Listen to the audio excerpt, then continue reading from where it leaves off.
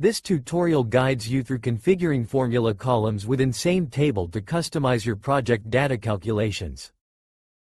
You will learn how to access settings and connect columns in the same table. Click the Settings option to open the Project Configuration menu.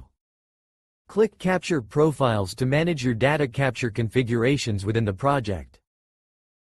Click here to start creating a new capture profile for your project data, or click on Edit to update a capture.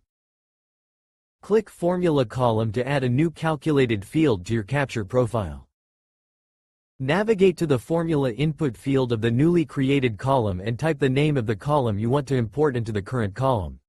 You can reference multiple columns by adding more than one column import, giving you the flexibility to combine different data sources and perform various operations or calculations across them. Click here to save and apply your formula column settings within the capture profile.